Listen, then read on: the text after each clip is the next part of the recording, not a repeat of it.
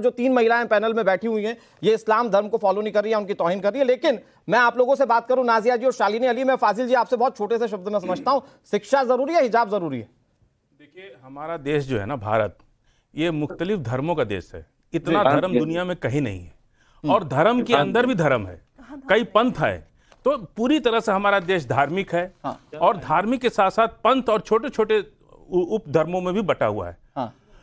सबरीमाला के मंदिर की महिलाओं के प्रवेश पर सुप्रीम कोर्ट ने मना कर दिया, फैसला देने के खिलाफ भारतीय जनता पार्टी ने भारत बंद किया। क्यों किया है? जब सुप्रीम कोर्ट, आखिर महिलाएं, जब एक सबरीमाला का एडमिनिस्ट्रेशन, सुन लीजिए, सबरीमाला के खिलाफ, सबरीमाला के मंदिर में प्रवेश के मामले पर, एक मिनट सुनिए, नहीं देखिए, अब देखिए, अब गड़बड़ हो गया ना, अब गड़बड़ हो गया। अरे हम बिल्कुल जाएंगे, हमारा देश है ना, हम अपने देश की हर चीज, सुनिए अंबर, सुन लो जरा, तो आप कोर्ट में आके साबित कर दीजिए। अरे सुनिए ना, कोर्ट पर हम क्यों जाएंगे? अभी सुप्रीम कोर्ट बचा है ना, जरूरी है। सुनिए, दाढ़ी टोपी बुर्के में इस्लाम नहीं है। देखिए अभी वहां कर्नाटक में हिजाब हो गया, जिन लोगों ने हिजाब बैन किया था, सरकार बदली, सरकार ने जनता की भावनाओं का आदर किया और वहां हिजाब को लागू कर दिया।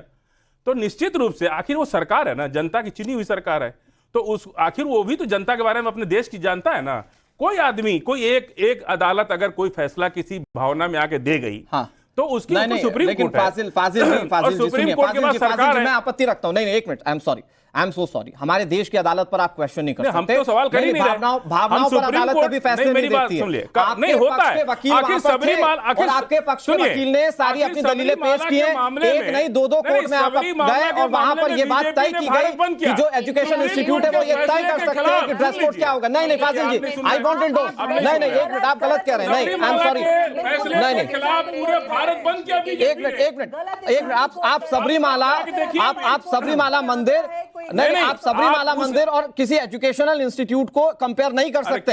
यहाँ बच्चों के शिक्षा की बात है सर। हम देखिए, यहाँ बच्चों के शिक्षा की बात है। सुन लीजिए, हिजाब का कलर एक होना चाहिए, लेकिन आप ये कहें, आप पगड़ी, सरदार का पगड़ी लगा के आते हैं ना, तो जिस कलर का ड्रेस होता है, पगड़ी का रंग एक होता है, लेकिन आप किसी सरदार को ये नहीं बोल सकते कि आप पगड़ी नहीं लगा सकते। बोल सकते किसी को। का उद्देश्य है और डॉक्यूमेंट 2047, ये उसके तहत भारत में इस्लामिक सुप्रीमेसी को लागू करने का, स्कूल कॉलेजेस में हिजाब को लागू करने की उसको आज से पहले, आजादी से पहले से हमारे फंडामेंटल राइट्स पर हमेशा की सरकारों ने, और सबके लिए है, सिर्फ मुसलमान के लिए नहीं, हिंदू, मुसलमान, सिख, ईसाई, लिंगायत और जितने भी धर्म मजहब के लोग हैं। अब आप कहिए साहब, धोती क्यों पहनते? धोती में नंगापन है, टांगें दिखती हैं। अंबर जी और फाजिल अहमद जी, नहीं एक मिनट, अंबर जी और फाजिल अहमद जी, मैं बहुत सीधी सी बात करता हूं, अपने दर्शकों को उलझाइए मत। ये धर्म में डिबेट नहीं हो रही, या मैं शैक्षणिक संस्था की बात कर रहा हूं। एक मिनट फाजिल साहब, एक मिनट, फंडामेंटल,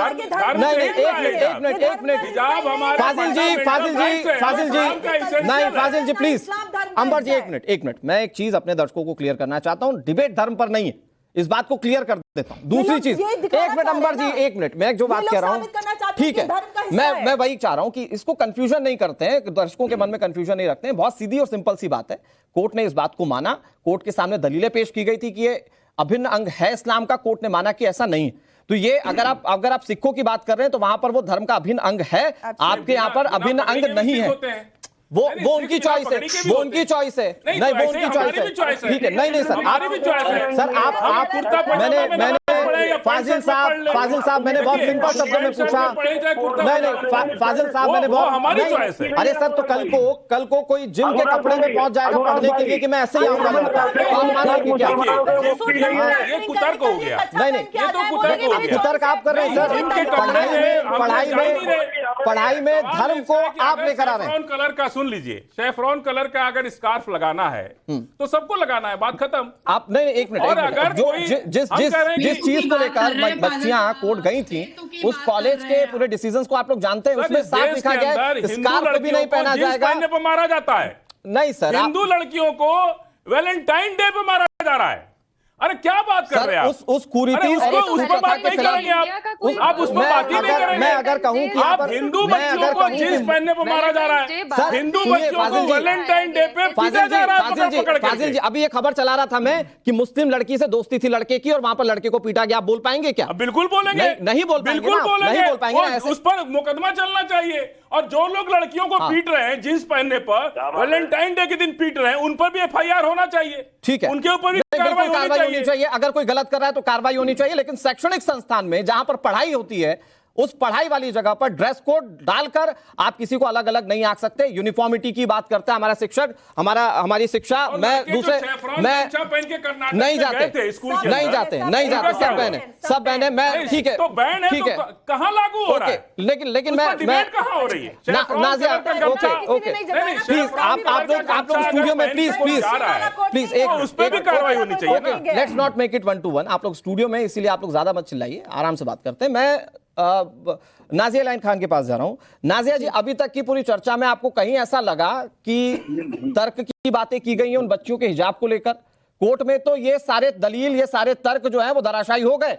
यहां पर जो पैनलिस्ट बात कर रहे हैं इसमें कितनी सच्चाई है? देखिए, यहाँ पर पैनल में 6 लोग हैं और 3 महिलाएं हैं और हम मुसलमान हैं और इस्लाम को बहुत बखूबी जानते भी हैं, मानते भी हैं। और हम तीनों महिलाएं यही बात कह रहे हैं कि भाई हिजाब हमारे अल कुरान के हिसाब से नहीं है, बिल्कुल नहीं है। हम महिलाओं के हिजाब के लिए मर्द क्यों लड़ रहे हैं ये मुझे समझ में नहीं आ रहा है। दूसरी बात है, चुप हो जाइए ना फाजिल साहब, जब आप बोल रहे थे तो मैं तो चुप थी ना, जब आप बोल रहे थे तो मैं चुप थी ना। अब आती है बात कि हमारे अल कुरान में हिजाब, बुर्का, अबाया, हेड स्कार्फ ऐसा कुछ भी नहीं है। जिल्बाब का वर्ड है हमारे अल कुरान में। सूरह निसा में भी चाहिए, सूरह नूर में भी चाहिए जिल्बाब। जिल्बाब इज एन अरबिक वर्ड, उसका अर्थ निकलता है लूजर आउटफिट। लूजर आउटफिट, ढीला ढाला कपड़ा। हर स्कूल का, हर इंस्टीट्यूट का नहीं, ताजिकिस्तान में भी कुछ नहीं पढ़ा क्या लोगों ने? नहीं, ताजिकिस्तान में भी कुछ नहीं पढ़ा क्या? अजहरी साहब, ताजिकिस्तान में जो मुस्लिम मुल्क है जहां पर तकरीबन 95% मुस्लिम रहते हैं, क्या उस देश ने भी कुछ नहीं पढ़ा क्या? इस्लाम के बारे में सब आप ही पढ़ के बैठे हैं क्या? हम ही जिस वक्त आदमी ये कह देता है, हर व्यक्ति जो होता है वो लर्निंग स्टेज होता है, जिस वक्त वो ये कह देता है कि मैं ही सब जानता हूँ, उस वक्त उसके ज्ञान पर वो एक्सपोज हो जाता है। Nazia ji please continue. Nazia ji please continue. दूसरे मुल्कों की बात करते हैं। मुगलों के जमाने में कौन बांग्लादेश की वजीर आजम जो शेख हसीना वो क्या हिजाब पहनती हैं? पाकिस्तान में किसी पर जबरदस्ती हिजाब लगाने का हुक्म नहीं है। इस्लाम ने हुक्म दिया आपको जाकर के उड़ाया जाकर के हम। और मुस्कान कहाँ चली गई? जैसे आपको रहना है अल-कायदा के सिलेबस, लेकिन आप ये आप नहीं आप कह सकती कुरान में नहीं है। पढ़ा है कुरान आपने? हिजाब is not a part of Islam. आप नहीं सक्षम है कि आप कोर्ट को साबित कुरान पढ़ा है?